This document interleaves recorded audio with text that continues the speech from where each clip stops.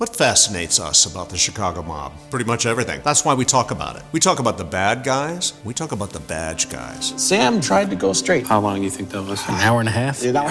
We talk about the guys behind bars and the betrayers of Omerta buried in a shallow grave. We talk about the guys who sang, and we crow about the guys who flew the coop. We talk about the guys that got shot up, banged up, and blown up. We spill about the heists, the skims, and the double crosses, and the double crosses. We talk with the survivors, and we take you inside the Chicago outfit on the VPOD network. Fridays and Saturdays, 8:30 p.m. Central Time. You better watch if you know what's good for you.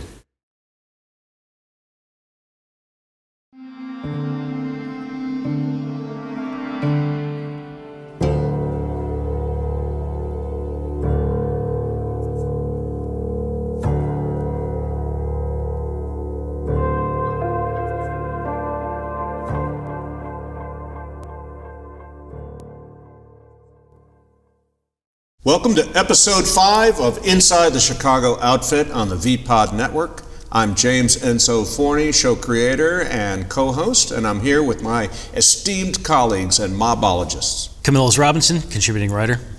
I'm Joey Seifert, co-producer and author of Deadly Associates. Paul Whitcomb, contributing writer on Inside the Chicago Outfit. In last week's episode 4, we discussed the amazing case of Willie Bioff and the infiltration of the Chicago outfit into Hollywood. Now we're going to discuss what happened when he was sentenced and the devastating impact it had all the way up to the top brass of the Chicago outfit. Let's talk about what he did on the stand. That's the damage begins there, right? When he started to sing. What are some of the things that he spoke about that caused the unrest in the Chicago outfit? We all know about the concept of Omerta.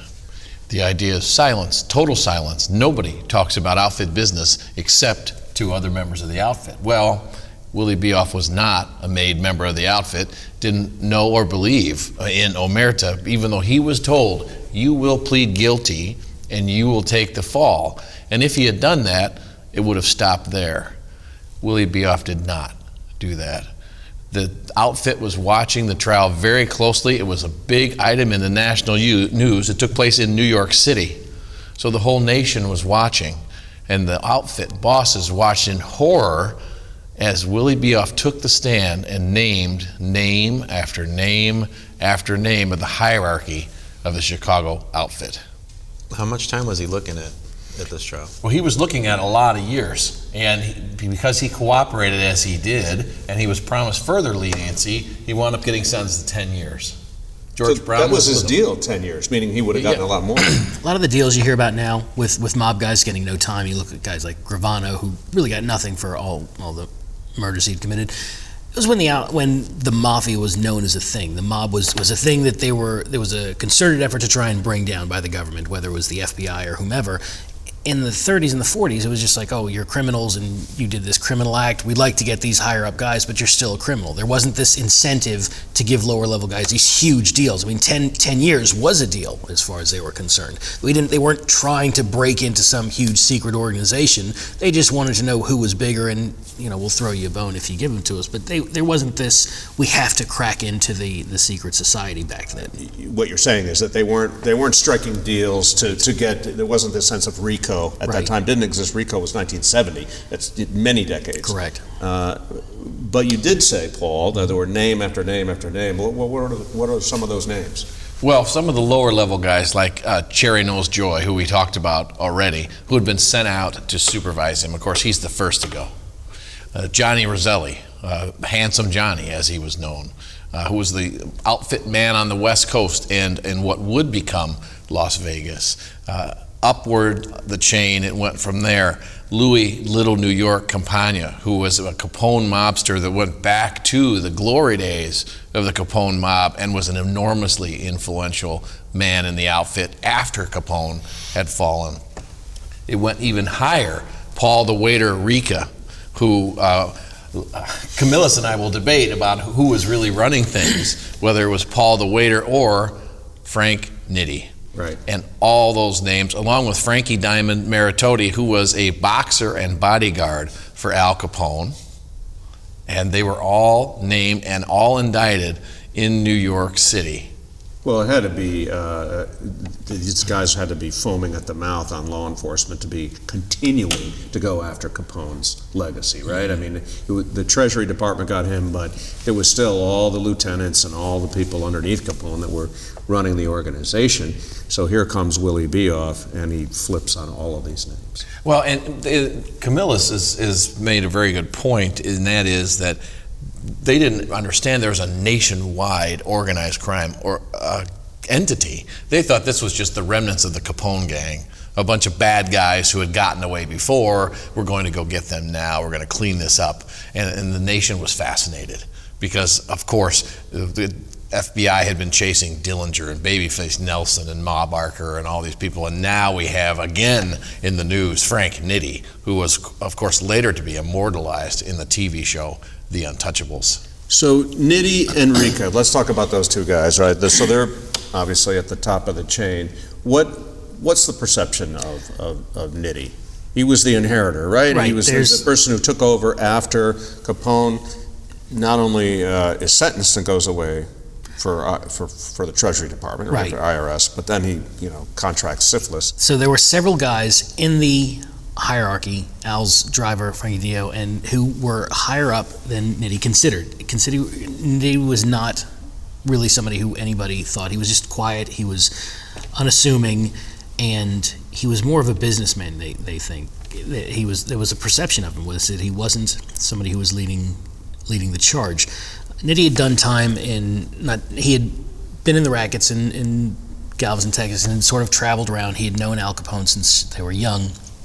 He had his bona fides in organized crime, but he had a way of looking at things. He could bring the hammer down when he needed to, but I think that Nitti had a more evolved way of looking at things. I mean, a lot of the labor racketeering, a lot of the evolving rackets that they got into after Prohibition were things that Nitti really zeroed in on. One thing that he was keen on was the bartenders union. If liquor is going to be made legal, it made sense that you would get into the bartenders union because suddenly bartenders are going to be everywhere. I mean, things like that kind of foresight was Nitti's forte. And I think that a lot of people discount Nitti's role in favor of somebody like Paul Ricca, and I completely get that. I think that Ricca definitely supplanted Nitti.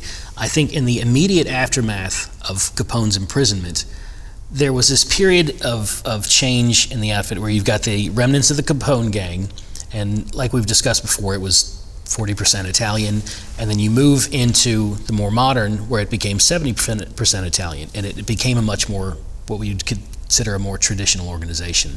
So I think as Nitti built up a lot of the rackets and still had a little bit of the loyalty of the old guard, I think that he still had a bit more street cred than somebody like Paul Ricca in the beginning, who was consolidating his power among the young people and who was well known with guys like Louis Campagna. But I think in the very early stages, right after Capone, Nitti did have that pull with the organization at large. He was really a money guy, and he really eased the transition after Prohibition and after Capone. He kept everybody's head down. Now, I think that once we get the guys like the 42s, and once areas like Taylor Street in Chicago, once you get that influx of Italian immigrants and you really get that power base on the west side where Ricca was based, then I think that he really expanded, and that was where Ricca really got the manpower and really got the fortitude, and that was where he took over around, I want to say the late 30s is where Paul Ricca became the muscle. And what you see a lot of times in these organized crime groups is you've got sort of the brain guys and then you've got the muscle guys, and that was somebody like Giancana. He had shooters under him, so he had to be taken seriously even by the upper leadership. Paul Ricca always had shooters under him, and I think that he and Nitti were close, so it wasn't like there was that much of a power struggle between them. And there's people who say that Nitti could have been a mentor, but I think that Nitti himself wanted to step back, Paul Ricca wanted to step forward, and they, between the two of them, allowed that to sort of happen. Nitti, because he had a lot of the brain trust, he maintained apart because you couldn't retire.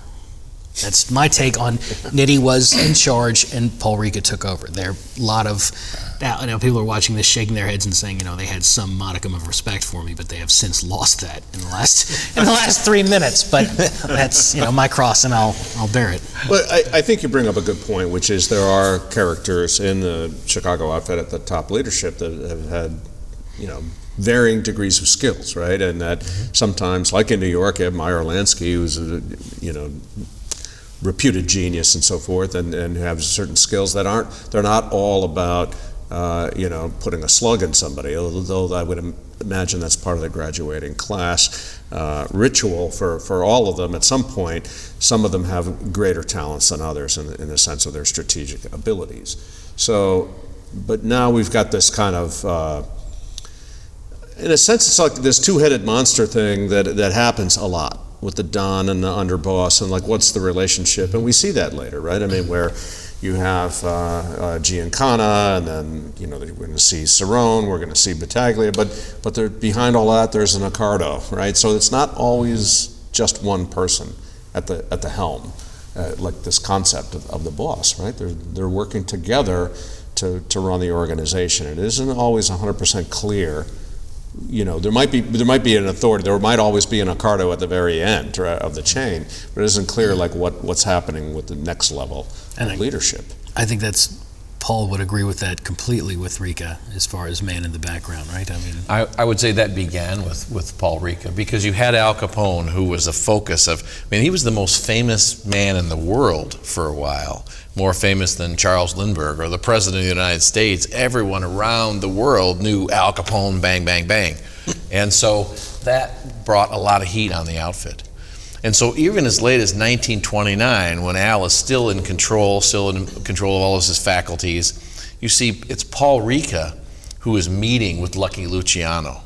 It's Paul Ricca who is making these connections nationwide, because Al Capone had become somewhat of a pariah after the St. Valentine's Day massacre. Luciano, they maintained a friendship, but he knew that that's bad for business. So they immediately began making inroads with Paul Ricca and Tony Accardo.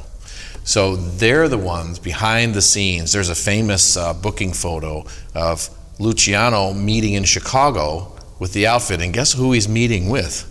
It's not Al Capone, it's not Frank Nitti, it's Paul Ricca. Meyer Lansky's in that photo. And Meyer Lansky is in that photo also. So they already knew where the future of the organization was going to go and who they found reliable. Yes, and that's the beginning of the model that, as you pointed out, Jim, continues well into this millennia, is where there is a front boss whose role is to run the day-to-day operations and draw the heat. And that's exactly what Frank Nitti did. He drew the heat. Everybody thought he was in charge, to the degree that Mayor Cermak even tried to have him assassinated by the Chicago police, while Paul Ricca sat by and really had the real power, along with Tony Accardo. I had heard that plot. Yes. About Cermak. So what happened with that exactly? Cermak and Roosevelt were meeting in Florida. And this goes to show the reach of the outfit. They had a big presence in Florida. Capone was there, but Cermak and Roosevelt are meeting for a public appearance. Cermak is walking right behind Roosevelt. A gunman runs out. People honestly believed it was for Roosevelt at the time, but he had no problems shooting directly at Cermak, knowing where Cermak was going to be.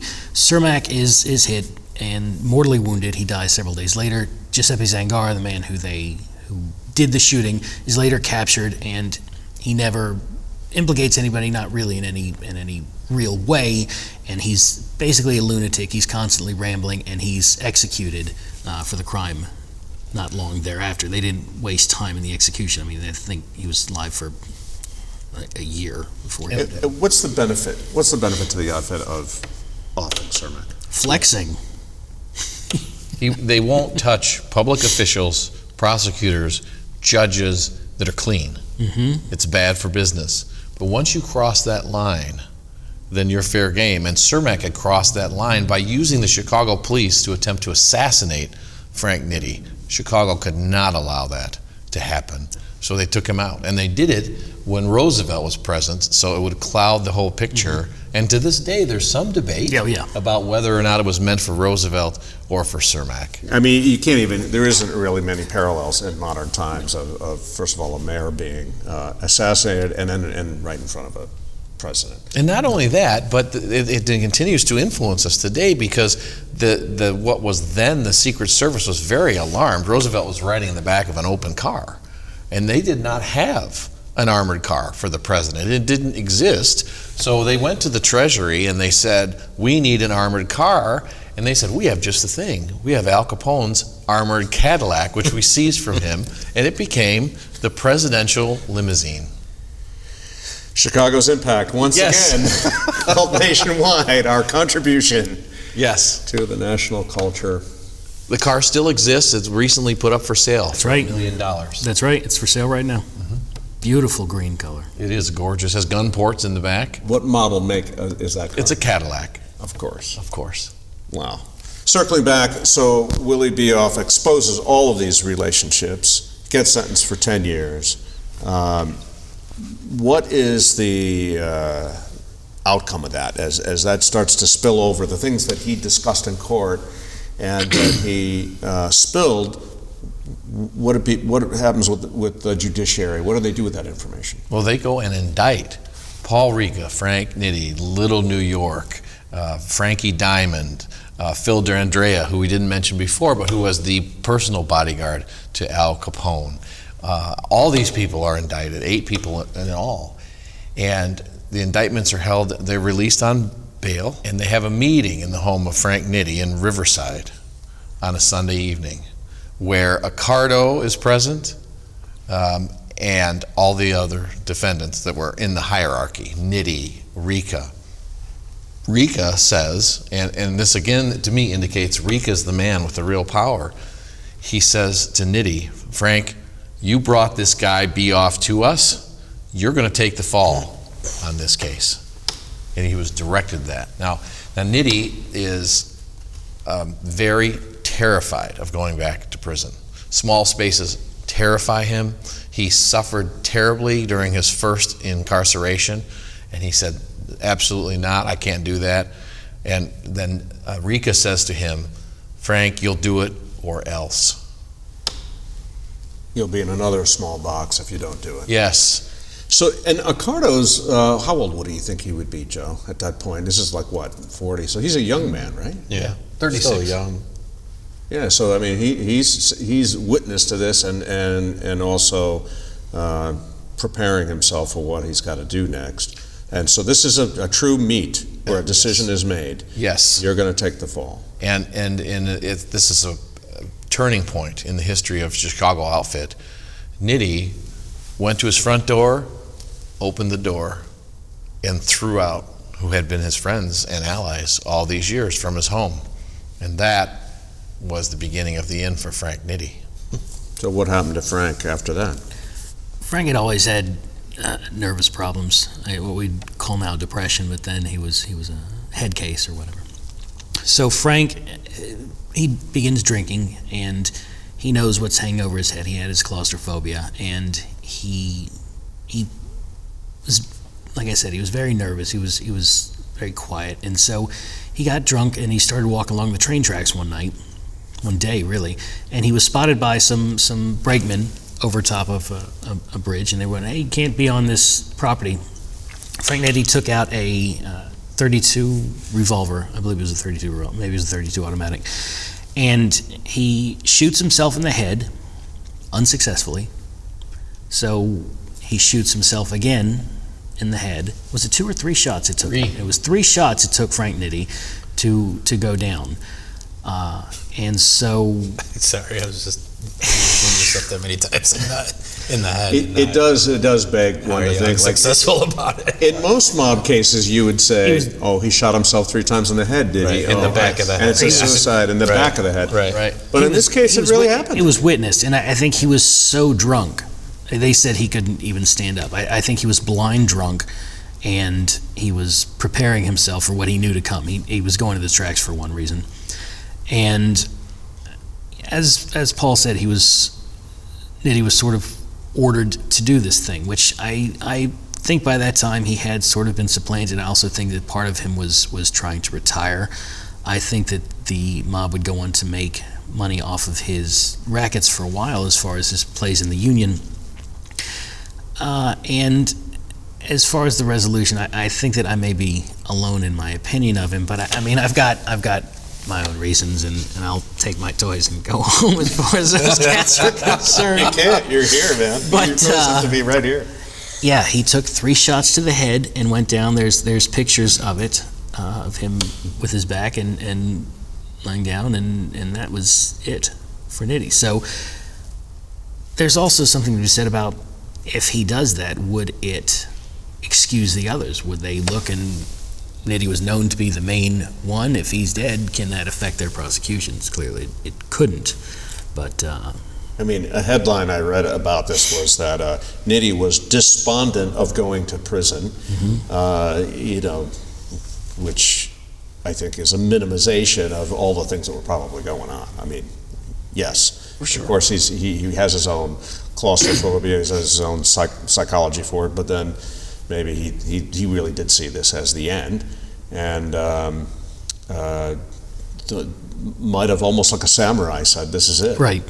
Very much so. But yes. Part of it is also, I'm not glorifying the warrior aspect of it, but it's like he's reached the end of his usefulness as a mob leader, and so I'm done. Right. And photographs of the hat survive, and there were 5 bullet holes in his hat. Going through and clipping the other side. You shoot the brim and it goes through it was shot 5. I mean, it was 3 shots, but where he clipped himself and went through to his hat twice. Wow. Yeah, the brakeman saw that, the 3 shots. Right. The most inept suicide ever, and the only mafia boss to take his life that I'm aware of. Mm-hmm. Yeah, it's certainly one of the most famous. But I mean, again, all of this comes back to, the devastating impact of Willie's testimony. Starts to spill this thing out, and all the more reason why they, in the future, were going to control that kind of dialogue. That's not going to happen again. Yes. Yes, so you have Willie Bioff, George Brown, and Nicky Dean Circella, the 3 who had previously been indicted. And the word went out to all of them to be quiet. Nicky Dean started flirting with the government, and this made the bosses very nervous, and it led to one of the most gruesome murders in the history of the Chicago outfit. Well, he was flirting with more than the government. He certainly was. He was a married man, but he was carrying on an affair with a Chicago Dice girl, as she was called. It was she who had heard. It was Nicky Dean Circella's girlfriend who had first heard Brown and Bioff discussing their initial scam that turned them onto the outfit. So this is Estelle Carey, who was. She brought the scam to the outfit to begin with. She told her boyfriend, Nicky Circella. So. And Estelle has an interesting story all unto herself. But let me describe, if I can, what the items were that were discovered at her murder scene. A serrated bread knife, a rolling pin, an iron, a 10-inch blackjack club, and flammable liquid. Yeah. We'll start with what was left in this clue game. How did she come to this demise? Well, there was a very big concern that Nicky Dean was going to turn just like Willie Bioff had. George Brown had said minimal during his trial. He was not considered to be a threat. They thought he was going to stand up. But they were worried now, with Bioff and Dean testifying together, that there would be no hope for acquittal. So the outfit sent a couple of torpedoes to find this poor lady who was living in Addison in an apartment building, is still standing here in Chicago. The neighbors smelled smoke. Estelle was on the phone with her mother and said, "Someone's at the door, I'm expecting someone," and hung up with her mother. No one ever heard from her again until they smelled the smoke. By the time the fire department gets there, Estelle Carey is found, stabbed repeatedly, beaten beyond recognition, and of course burned horribly, tied to a chair in her living room. So this is what year roughly? This is the 40s, right? 43. 43. So this is a little predecessor for a mob practice that we see in the future, obviously. This notion of killing is one thing, but now we're starting to see torture. Torture murder becomes the hallmark of the Chicago outfit, and this, I would say, is the first, at least well-known example of it. One of the witnesses said that they saw somebody leaving with 2 fur coats turned inside out, and part of that was tied to this concept that she was making a lot of money as a dice girl, that she was involved in some of this extortion, so to speak. And, again, the press would have a field day with some of these things, but said in her closet there was no dress that was less than $150, which in 1943 money is like $1,500 to $2,000. So they were saying something there, that she was very well-to-do, and the apartment is over on Addison, like 500 something west, so it's east. It's near the lake. It's very Right. Right. So this was a kind of a prestigious address where she lived. It was. In the apartment, and this happened at 2 o'clock in the afternoon. Middle of the day. And my belief is that they took a couple fur coats to make it look plausible that it was a robbery. But there were many, many things of value. There was money, there was jewels. They didn't touch any of it. So it was only a half of an effort to make it look like a robbery, because really it was a message to Nick Sertella to say, keep your mouth shut. And what a message. I mean, he's thinking if that's what they would do, because that was also, that's an understood rule of made men. You don't touch their wives, Right. And you don't touch their girlfriends either. Well, Right. that was sort of the loophole that they used, because he did have a wife, and so this was the back door into sending a message. It's like, well, I mean, they couldn't go directly to him, and so they figured in this instance his girlfriend was fair play. And the ironic twist about it is, even though it affected Nicky Dean, it infuriated Willie Bioff. He said, look at what we've done. We're going to prison for these guys, and what do? They're killing our families. And he became committed to putting these people in prison because of what the outfit had done. It had exactly the opposite effect. It definitely had the opposite effect, and also we're getting into an era where they're really taking pretty heavy risks here, right? And the one thing we aren't talking about yet is who's our suspect here, who's our theory. Right. In episode 1, I believe, we said we referenced a publication that said there's 1,400 and some odd numbers of unsolved murders. Yes, Dr. Wayne attributed Johnson. to the outfit. Yes. This is only one. This is only one. And so it's our show. So let's talk about it. Who do we think might have been in that room conducting this reign of terror and ultimately murdering her? I would say it had to be 2 guys. I think neither one of whom were who she was expecting to meet. I think that she was expecting to meet somebody who was perhaps on the periphery, or who they could get to. If she's meeting person X, who she knows and has an idea of who she is. Instead of person X, who has betrayed her to the outfit, these 2 young torpedoes show up. And a lot of what it points to is that it was Marshall Caifano, and then his partner, his close partner and associate at the time, who was Sam Battaglia. Battaglia would go on to be the boss and was a huge earner, but also a very violent temper. And both men were entirely capable of this sort of tying a woman to a chair and stabbing her and burning her to try and send a message. Was there also some theory about Caifano, or maybe it was Battaglia, wanted to know where some of the money that was skimmed was located? That's always a part of it. I think it's always a part of it. Where's the money is always part of the question and always part of the answer. I think that's where you see where they started torturing people. Maybe kidnap them and torture them to get, what have you said, who have you talked to, what have you told them, and always, where's the money? Right. And we see from Estelle Carey, then what happens to Gus Greenbaum and his wife, and then the M&M murders and Willie Jackson. We see a history of this kind of torture murder that takes place throughout It's the at outfit. least 4 or 5 more episodes. That's right. That's right. And it all begins all here. those tortures and murders we got yet to go? Wow. Well, yeah, they graduated and started fitting their basements, certain rooms for torture rooms. They absolutely did, and also Sam Giancana had kidnapped the Policy King and put him in his own basement of his brand new house. Right. And I don't think they were real kind to him. And didn't Battaglia also kidnap Teddy Rowe? They were Allegedly? en route to kidnap Teddy Rowe when Teddy Rowe murdered Lenny Caifano. Which murdered is a little bit of a harsh word because he was certainly trying to defend himself. Correct. He didn't murder him so much as he defended himself to another's death. And this was Marshall's brother, Correct. Right.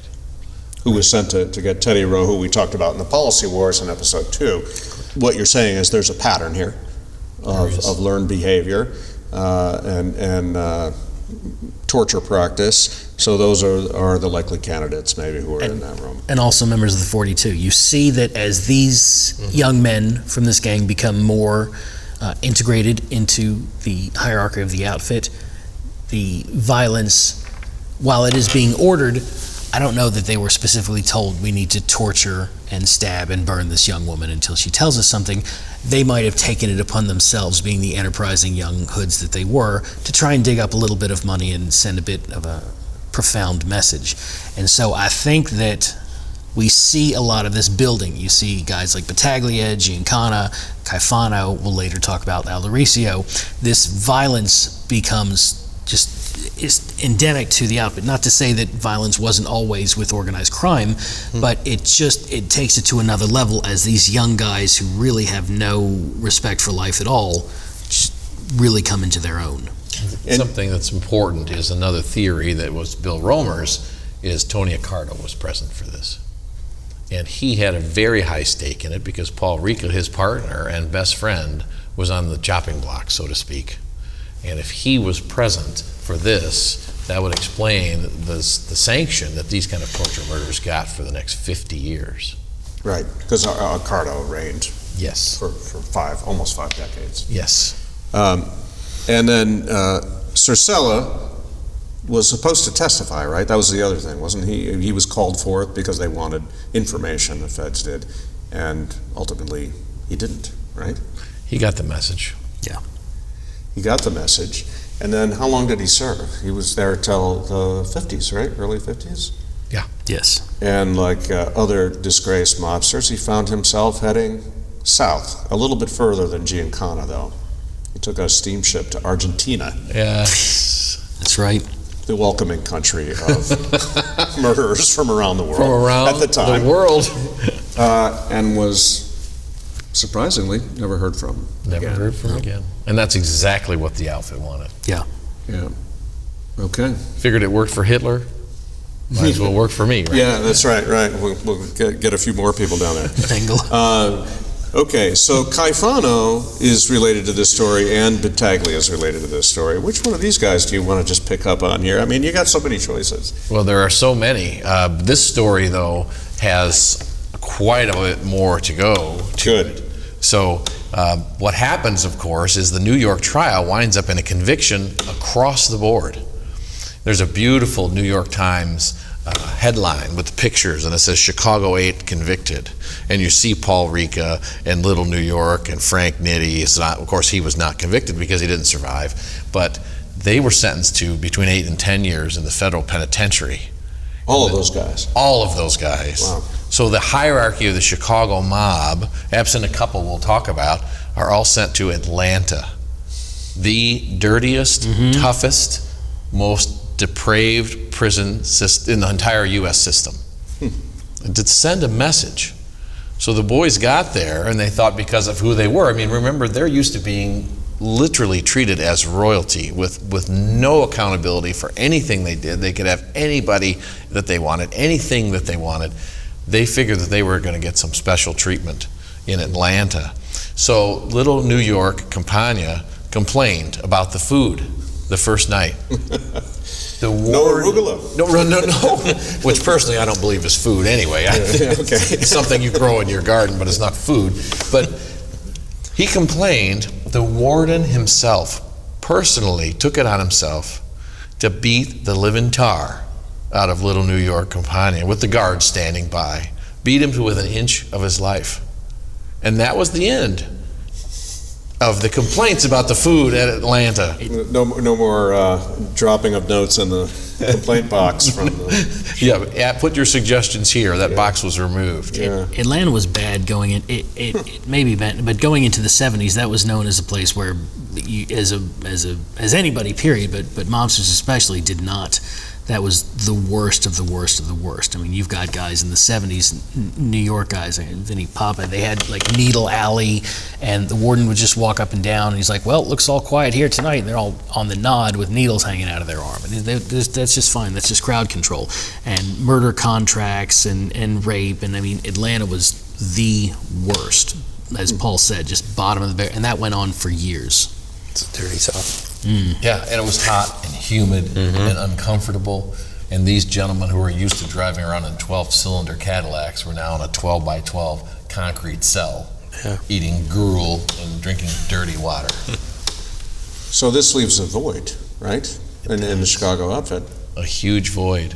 Two gentlemen escaped this, Tony Accardo and Murray Humphreys. Tony Accardo escaped because he had never personally met with Willie Bioff. He was busy with gambling. That was Tony Accardo's bailiwick. He and Sam Giancana, as we recall, were involved heavily in taking over the policy rackets.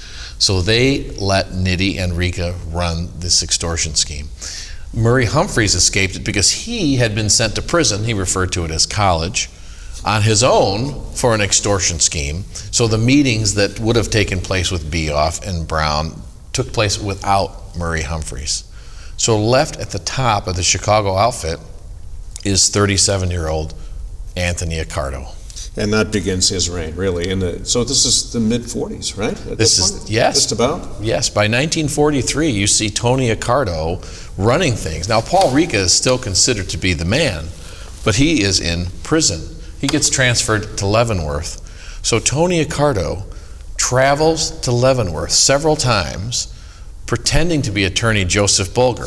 And this went on 6, 7, and 8 times, and he would go... At Leavenworth, they just say, oh, you look like a Bulger to me. Exactly right. And they let him in. He would meet with Paul Rika and get the instructions for running the outfit, and then he would take the train back to Chicago. Now, in later years, in the late 40s, somebody caught on to this who was actually honest about it, and Accardo was indicted for a conspiracy to defraud the United States by posing as an attorney. Of course, this comes as somewhat of a shock to all of us at the table. He was acquitted. Well, of his already lesser felony compared to anything else that he was doing. I reckon he didn't do it. Yeah. That was the first time he had been charged with a very serious crime. Right. So if you look at his Department of Justice records for the late 40s, the only thing you'll see on there is conspiracy to defraud the United States by appearing as an attorney. Wow. And he was acquitted. Brilliant. Well, as we'll see in later episodes, members of the Chicago outfit have impersonated all manner of law enforcement to get their means to an end. So this is the beginning of another trend, and we're identifying it here. It certainly inside the Chicago outfit. Now we've got all the leadership is in Atlanta or Leavenworth. They're not coming out for a while, and Accardo can start to build his basis of strength, right? Sure, right, and he does. He consolidates the power. He's focusing on the policy war. He has Sam Giancana at his side. Murray Humphreys is back in the saddle. In those days, Jake Guzik is still around as treasurer of the mob, and the word comes down from Paul Rika in Leavenworth: "Get me the hell out of here." So they go to work on it, and Murray Humphreys is in charge. Now imagine, this is Leavenworth. This is the maximum security federal prison in the United States. And Tony Accardo is instructed to get Paul Rika out. I think that what's important is where Leavenworth is now. They're in Kansas, which will play a role in how they get out. They were transferred from Atlanta up, which I think was also kind of a sly may have been a sly deal, but now they're in Kansas, which is also a place known for some shady Italian dealings.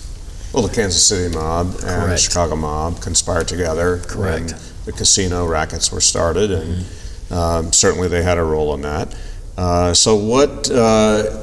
Let's break down the plan. How do you do this? How do you get into a maximum security prison and make these arrangements?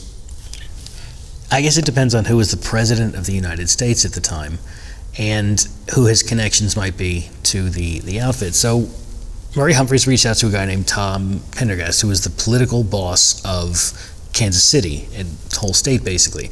And why that's important is because in the White House, we have Harry Truman, who comes out of Missouri, who was under Tom Pendergast. Not Harry Truman, please, Camilla. He had some issues. Harry S. Truman. He wasn't always the straight arrow that we know him to be. The buck stopped there. So we've got Bucks, stop there. Yeah, many. quite a few of them. So we've got Tom Pendergast, who is nationwide connection. He was a kingmaker back in the day. Murray Humphreys reaches out and says, "What can we do?"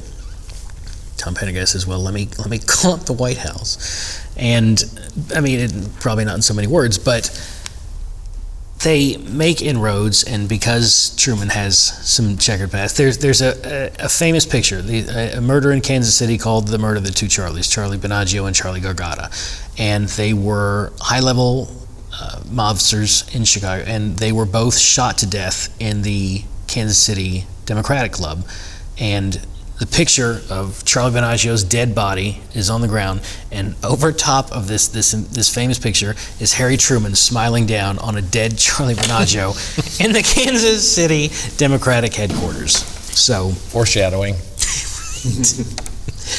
So they have a plant between Tom Pendergast, who is a national power broker, and he has a guy in the White House who happens to live there. And so they go to work. They reach out and go ahead, Paul. This is where they get the Attorney General involved. They do, and we can't Who's the forget, Attorney General at this time? well, Tom Clark, Okay. who we will hear more about later. But another big player is a gentleman by the name of Jake Arvey. Thank you. Jake Arvey is the Jewish power broker in the city of Chicago. He had been a general in World War II. He had fought, actually, my grandfather and Jake Arvey fought together in the South Pacific in World War II. He came back and essentially controlled Jewish politics in the city of Chicago, along with Arthur Elrod and a couple of others. Arvey had enormous influence. He was very close to the Roosevelt family, to the Trumans, and he also reached out. And President Truman's Attorney General was this gentleman that we were talking about, Tom Clark. So they reached out to the White House through the Pendergast machine. They had put Harry S. Truman in the United States Senate. Much like the Daley machine here was the Pendergast machine. Kansas City's subservient to Chicago in organized crime. So the word goes from Paul Ricca in Leavenworth to Chicago organized crime. Jake Arvey, Murray Humphreys then reach out to Pendergast. They reach out to the White House. The White House reaches out to Tom Clark. Of course, surprisingly to everybody in the United States, Paul Ricca, Little New York, everybody except Frankie Diamond Maritotti is paroled on the moment they're eligible for parole, which is a shock to everybody. The prosecutor at the trial even argued for a long sentence and said, "Of course, Judge, these gentlemen will never be eligible for parole given their backgrounds." And it causes an international uproar in the news. What is this? What's going on? Why is the Attorney General personally granting this early parole to the most notorious gangsters in the nation? And what happened next? Here's the question. You say, follow the money. Well, Tom Clark, coincidentally, is then appointed to the United States Supreme Court. Okay. Very nice. Yes. Yeah. So imagine the power of the Chicago outfit, that they could not only reach into the White House and extract their leadership from prison, but they could put a man on the United States Supreme Court in exchange. In exchange, right. All in one fell swoop. All in one fell swoop. And they did it without a prison break-in. They did it much more in a sophisticated fashion than breaking into the prison, which is how the old-time bank robbers would have done it. You know, you see on TV, you hook up the truck to the bars and you take off. Rip the wall off. Rip the wall out. Right. I would like to say, though, to those who are saying, oh, well, and I don't mean to take political sides, but there are those who will say, well, that's the Democrats or that's the... I would also like to say, in a few years, you would have Nixon accepting $500,000 from New York and $500,000 from Chicago to pardon Jimmy Hoffa, to let him out of prison too. So you see this across the board. You've got the Truman group, and then later you've got the Nixon group, who both received mob money to pardon different people when it suited the mob's needs. So when you put the Chicago outfit in a position where they have to go to the highest branches of the government, the White House and the judiciary, in order to get their leadership freed from jail, you tend not to forget who put you in that place. So what happened with Willie Bioff? Willie Bioff relocated. He operated under an assumed name for years. He's in Phoenix, and he gets hooked up with another Phoenix resident by the name of Gus Greenbaum, who we'll talk about many times, I'm sure, over future episodes. Unfortunately, he starts appearing in Las Vegas. He starts hanging around with a United States Senator, Barry Goldwater, becomes friends with him. He becomes very public. And the outfit says, wait a minute, we found this guy. So one morning in 1955, Willie Bioff goes out to start his truck, and his truck blows sky high with Willie Bioff in it. They found pieces of him and his truck 200 feet away. And that is the end of Willie Bioff and the story of the Chicago outfit, who never forgets. But don't forget to watch episode 6 coming up next week.